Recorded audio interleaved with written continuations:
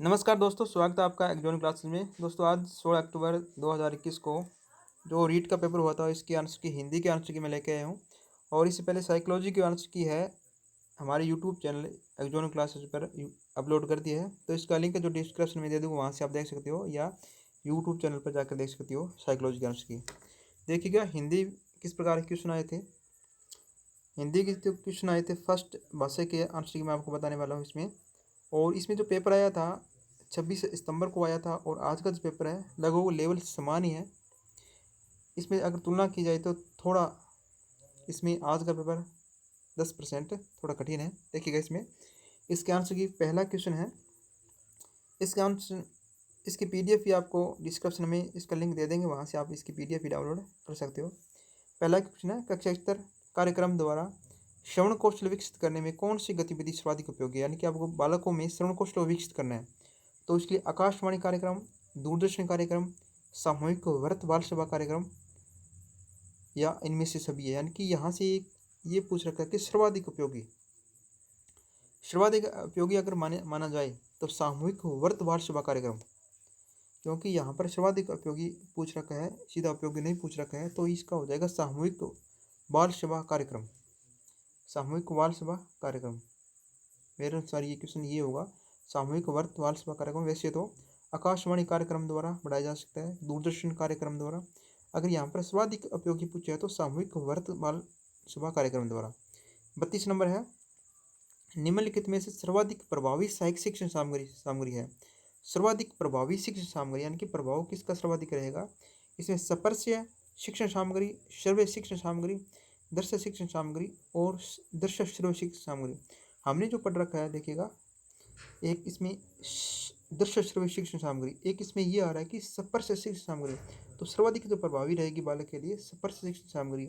एक बालक को अपन एक टीवी के माध्यम से कोई चीज़ को बताया जाए या फिर एक उसी चीज़ को अगर हाथ में देकर छू कर उसको अनुभव कराया जाए तो सर्वाधिक जो रहेगा स्पर्श शिक्षण सामग्री का रहने वाला है। नेक्स्ट क्वेश्चन है, हिंदी भाषा में मूल्यांकन करते समय आप किससे सर्वाधिक महत्वपूर्ण मानते हैं। अगर हिंदी भाषा का मूल्यांकन करना है तो सर्वाधिक तो महत्वपूर्ण किसने मानते हैं। निबंध लेखन क्षमता, अधिगम क्षमता, काव्य सृजन क्षमता, व्याकरण नियमों का ज्ञान। 33 नंबर क्वेश्चन है। इसमें जो है हो जाएगा आंसर इसका अधिगम क्षमता, यानी कि बालक में किसी चीज़ को सीखने की क्षमता कितनी है, ये इसका महत्वपूर्ण उद्देश्य होगा। और 34 नंबर है, निम्नलिखित में से सतत एवं व्यापक मूल्यांकन मुख्य उद्देश्य है। यानी कि सतत एवं व्यापक मूल्यांकन अब कर रहे हैं तो इसका मुख्य उद्देश्य क्या आता है। इसका जो मुख्य उद्देश्य होगा विद्यार्थी की अधिगम क्षमता का संवर्धन करना, यानी कि एक विद्यार्थी की सीखने की जो क्षमता है उसको बढ़ाना, संवर्धन करना, आगे तक ले जाना। यानी कि इसमें जो गतिविधियाँ आ जाएगी शैक्षिक और शैक्षिक गतिविधियों को शामिल किया जाता है। 35 नंबर है, निम्नलिखित में से किसी उपचारात्मक शिक्षण की आवश्यकता है। उपचारात्मक शिक्षण की आवश्यकता है, इसका जो आंसर हो जाएगा कक्षा स्तर अनुरूप प्रगति नहीं करने वाले विद्यार्थियों को। यानी कि जो विद्यार्थी कक्षा के अनुरूप प्रगति नहीं कर रहे हैं उनका निदान करेंगे, पहले निदानात्मक होगा, उसके बाद उसका उपचारात्मक शिक्षण की आवश्यकता होगी। यानी कि पहले उनको कारणों को जाना जाएगा और कारणों का फिर उपचार किया जाएगा। तो इस प्रकार कक्षा स्तर के अनुरूप जो बालक प्रगति नहीं कर रहे हैं उनको यह आवश्यकता होती है। 36 नंबर है, तुम्हारे आने से मेरा मन गदगद हो गया। इस वाक्य में अशुद्धि, आपको अशुद्धि इसमें देखनी है कि अशुद्धि कौन सी है। इसमें जो अशुद्धि है मेरा मन, यहाँ पर इसका हो जाएगा तुम्हारे आने से मैं गदगद हो गया। तो मन एक क्या अनावश्यक संज्ञा है, तो इसका हो जाएगा अनावश्यक संज्ञा, क्योंकि मेरा है जो सर्वनाम है पर ये चेंज हो जाता है मैं में, तो यहाँ पर मन हट जाएगा तो इसका सही शुद्ध हो जाएगा तुम्हारे आने से मैं गदगद हो गया। दोस्तों इसमें किसी किस में आपको अगर डाउट लग रहा है तो हमारे कमेंट बॉक्स में कमेंट जरूर करना, क्योंकि ये आंसर की वैसे तो मैं 100% सही बता रहा हूँ, फिर भी गलत मेरी से भी गलती हो सकती है। अगर आपको कोई भी क्वेश्चन डाउट या गलत लग रहा है तो कमेंट बॉक्स में कमेंट जरूर कीजिएगा। 37 नंबर है, समुचित समय लेकर किए जाने वाला कार्य अच्छा होता है।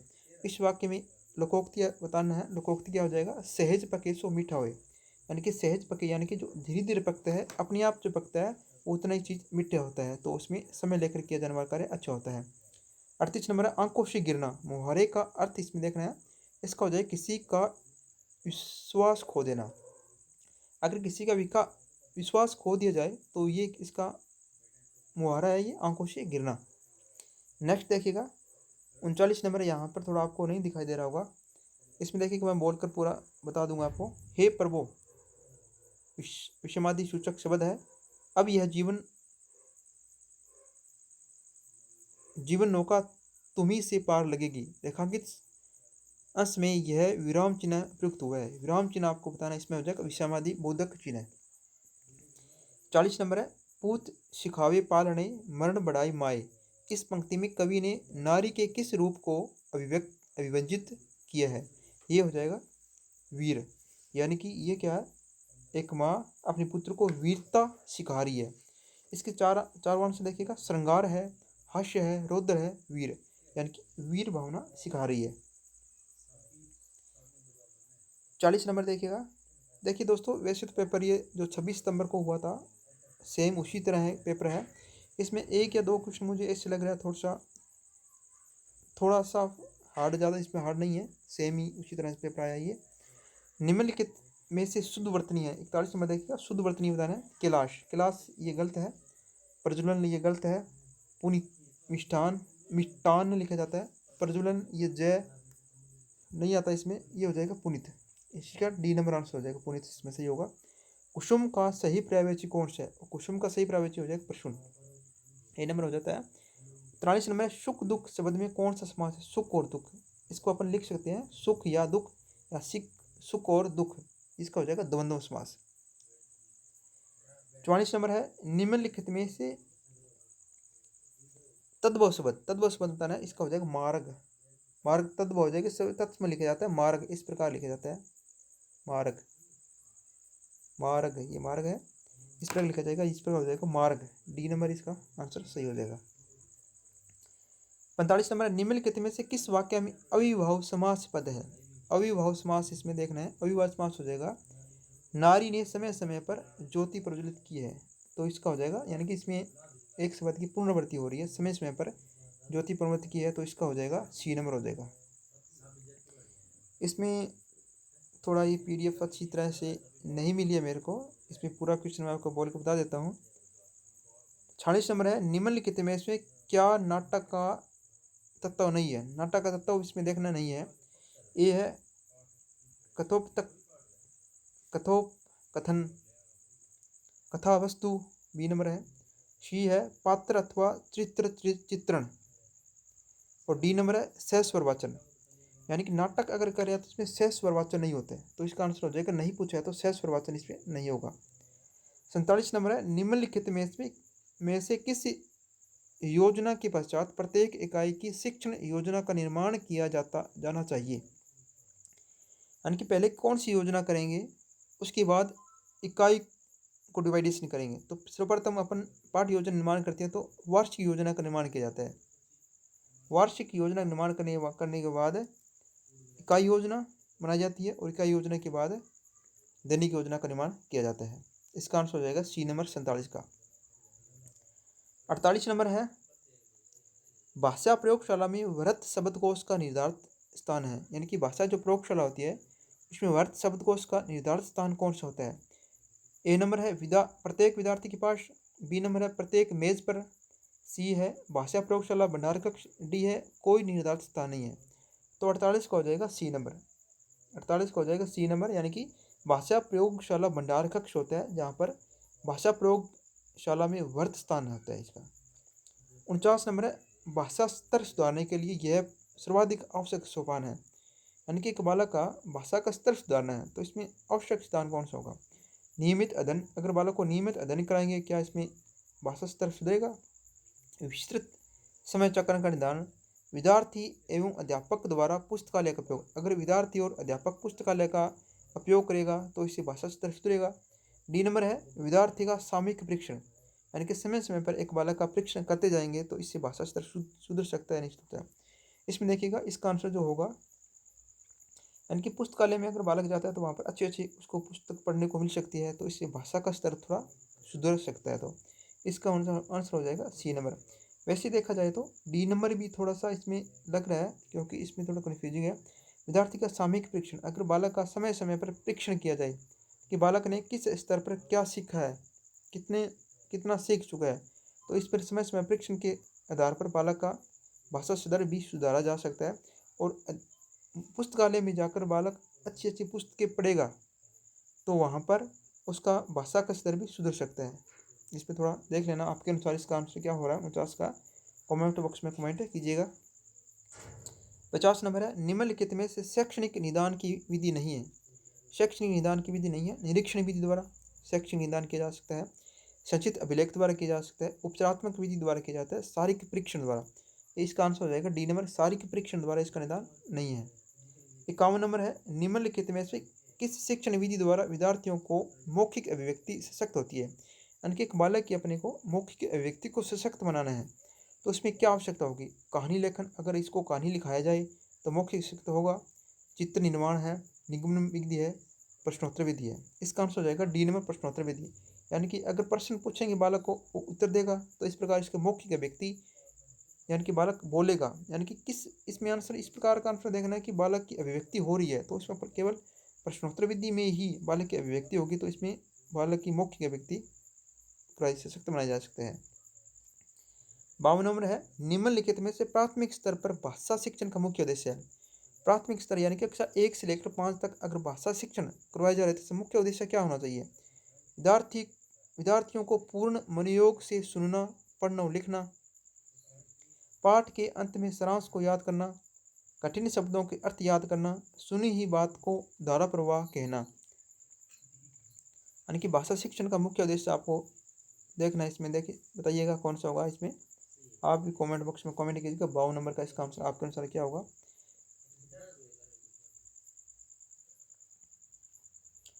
52 नंबर देखिए इसका आंसर हो जाएगा विद्यार्थियों को पूर्ण मनोयोग से सुनना, पढ़ना और लिखना सिखाना। इसका हो जाएगा ए नंबर। 53 नंबर देखिएगा, भाषा का प्राथमिक रूप है। भाषा का तो प्राथमिक रूप होता है मौखिक होता है, यानी कि LSRW पढ़ा होगा अपना, लिस्टिंग, साउंड, रीड और राइटिंग। तो लिस्टिंग मौखिक हो जाएगा। 54 नंबर देखिएगा, निम्नलिखित में से किससे मौखिक भाषा प्रयोग का कौशल विकसित किया जा सकता है। मौखिक भाषा कौशल का विकसित करना है तो इसमें शुद्ध उच्चारण से किया जा सकता है। 54 का सी, शुद्ध उच्चारण से। 55 नंबर है, सुलेख के लिए सर्वश्रेष्ठ है। अगर एक बालक को सुलेख सिखाया जाए तो इसमें पूछ रखा है सर्वश्रेष्ठ, पूछ रखा है कि सर्वश्रेष्ठ कौन सा होगा।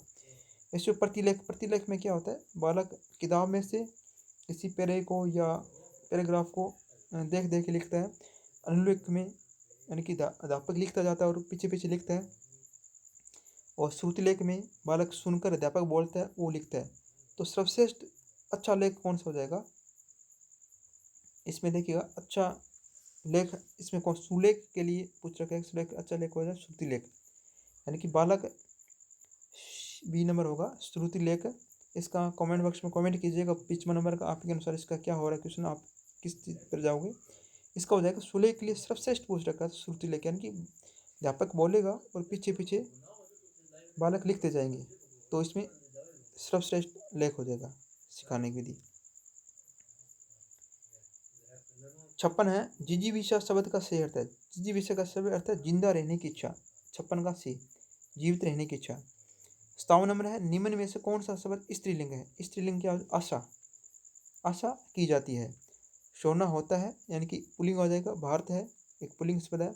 दिन होता है ये पुल्लिंग शब्द। आशा की जाती है, आशा होती है, रखी जाती है तो आशा हो जाएगा स्त्रीलिंग। 58 नंबर है, बाहरी प्रोत्साहन का अपना महत्व होता है। इस वाक्य में यह काल प्रयुक्त हुआ है। कौन सा काल है इसमें, इसमें जो काल हो जाएगा सामान्य वर्तमान काल। ए नंबर हो जाएगा सामान्य वर्तमान काल। निम्न में से देश शब्द है। 59 नंबर है, देश शब्द हो जाएगा पगड़ी। पगड़ी एक देश शब्द है। और इसका लास्ट क्वेश्चन है, पुस्तक को राजधानी में कहते हैं। राजस्थानी भाषा में पुस्तक को क्या कहा जाता है। पुस्तक को कहा जाता है पोथी। इस प्रकार के 30 क्वेश्चन हिंदी के हैं। अन्य भी आंसर की आपको हमारे यूट्यूब चैनल के पर मिल जाएगी। और इस चैनल को सब्सक्राइब करना और वीडियो को लाइक और शेयर जरूर करना। धन्यवाद दोस्तों।